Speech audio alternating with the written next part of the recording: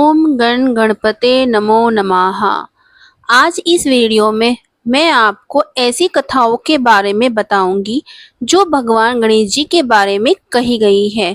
वैसे गणेश महोत्सव सिर्फ उत्सव नहीं है, बल्कि आस्था और श्रद्धा का अद्भुत संगम है, जिसके पीछे कई प्रचलित कथाएं हैं, जिनमें से दो सबसे प्रसिद्ध कथाएं हैं। गणेश चतुर्थी इसलिए मनाई जाती है क्योंकि माता पार्वती के लाल भगवान गणेश जी का जन्म हुआ था।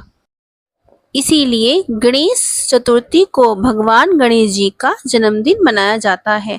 कहा जाता है कि इस दिन बप्पा अपने भक्तों के घर पधारते हैं, भक्तों के संग रहते हैं, बच्चों के साथ खेलते हैं और सभी को भरपूर आशीर्वाद देकर जाते हैं। उनकी सभी मनोकामना पूर्ण करते हैं और जो मन से तन से दुखी होता है, उनके दुखों को हर लेते हैं। इसीलिए गणेश चतुर्थी पर घर, दुकानों, पंडालों में 10 दिनों तक बप्पा की सेवा, भक्ति और उत्सव का माहौल बना रहता है। लोग बड़े ही श्रद्धा भाव से इनको लाते हैं और 10 दिनों तक बप्पा के साथ रहते हैं। यह थी पहली कथा। दूसरी कथा जानने से पहले अगर आप मेरी वीडियो देख रहे हैं और मेरा चैनल सब्सक्राइब नहीं किया है, तो सब्सक्राइब, लाइक और शेयर जरूर करें। आपका एक लाइक हमारी बहुत हिम्मत बढ़ाता है, क्योंकि एक वीडियो बनाने में बहुत मेहनत लगती है। सभी संपूर्ण जानकारी के साथ मैं इस वीडियो को लेकर आई हूँ, ताकि आपको सभी त्योहारों की जानकारी मिल सके। तो चलिए आगे बढ़ते हैं, जानते हैं दूसरी कथा क्या थी।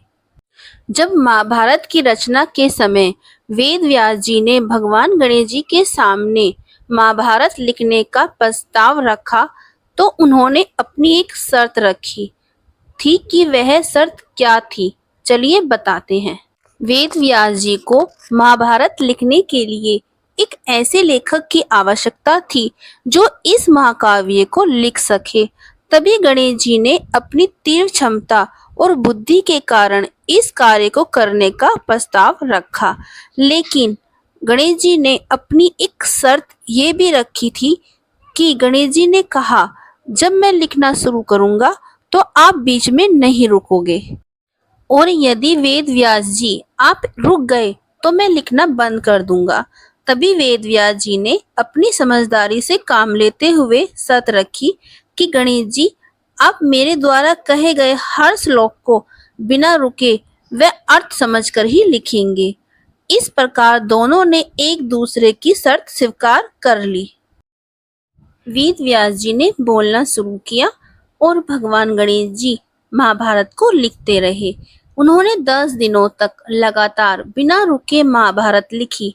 जब उनकी कलम टूट गई, तब गणेश जी ने अपना दांत तोड़कर लिखना जारी रखा। इसी कारण उन्हें एक दंत भी कहा जाता है। अंत में जब उनका शरीर तपकर लाल हो गया था, तो वेद व्यास जी ने उन्हें शीतलता दिलाने के लिए जल में स्नान कराया।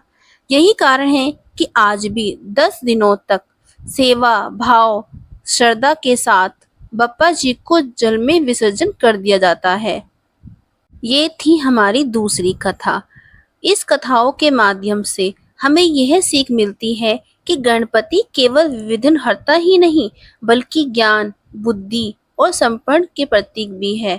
तो आइए इस गणेश महोत्सव पर सब मिलकर बप्पा का स्वागत करें, उनकी सेवा करें और अपने जीवन से हर विघ्न को दूर करने की प्रार्थना करें। और एक बात और, जब आप 10 दिनों के बाद भगवान गणेश जी को विसर्जन करें, तो ये ध्यान रखें कि जिस तरह बप्पा को आपने बड़े सेवा भाव से अपने घर लेकर आए थे, और जैसे उन्होंने हमारे घर आकर हमारे दुखों को हरा है, वैसे ही हमें भी बड़े ही प्रेम भाव से भगवान गणेश जी का विसर्जन करना चाहिए।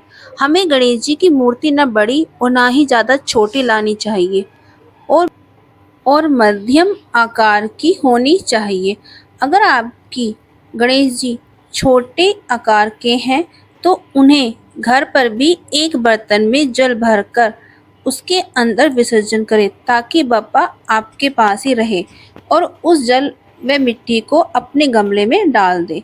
और यदि आप घर से बाहर नदी, तालाबों में करने जा रहे हो, तो उनकी पूजा करके उसके बाद बड़े ही श्रद्धा भाव से व प्रेम पूर्वक विसर्जन करें। इस वीडियो को बनाने का सिर्फ एक ही तात्पर्य है कि आप जिस तरह से भगवान गणेश जी को अपने घर लेके आए हो, उसी तरह प्रेम भाव से आप उनका विसर्जन करें, इधर उधर ना फेंकें। अगर मेरी वीडियो अच्छी लगी हो तो लाइक, शेयर एंड सब्सक्राइब ज़रूर करें।